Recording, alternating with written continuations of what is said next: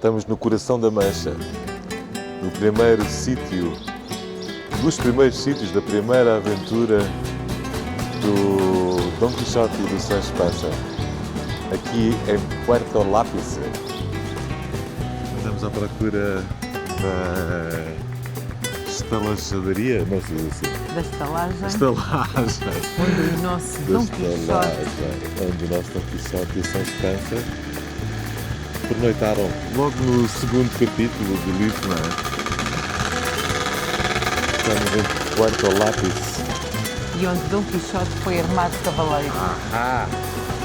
Para ele não era uma estalagem, era um castelo. No castelo, que ele lá via era um castelo. E onde é que será que esse castelo está? Olha quem está aqui. Então, aqui está assinalado o quarto centenário de Cervantes, 1616-2016, já foi há 10 anos. E há autores que dizem que a primeira aventura foi a de Puerto Lápice, a primeira aventura dos nossos heróis, do Dom Quixote e do Sancho Panza.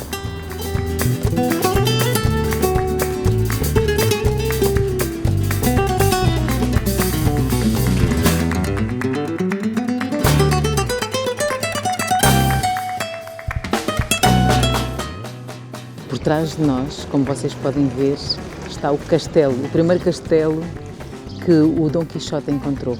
Na verdade não é bem um castelo, não é? Eu pensava que era um castelo, mas é uma modesta estalagem, vá.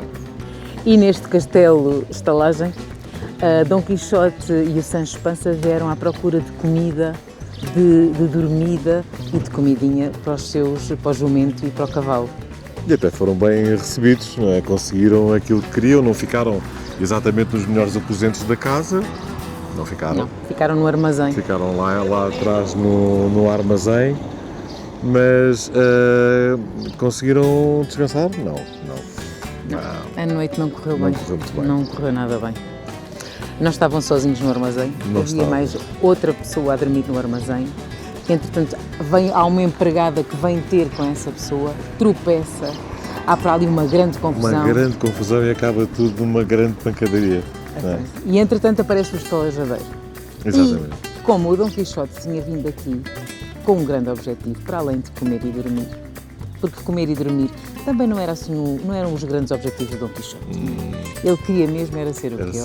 Queria ser armado de cavaleiro andante. E é aqui, por isso é que este sítio é mesmo especial, não é? É aqui Exatamente. que ele consegue ser armado de cavaleiro andante e quando sai aqui desta estalagem já vai com esse título de cavaleiro andante. Cavaleiro. E o estalajadeiro ali à meia da noite com aquela confusão toda pensou, olha, vou mas é armá-lo de cavaleiro e pôr lá a andar e despacha já. E assim fez. Criou ali um ritual, armou o cavaleiro Exato. e pô-lo a andar.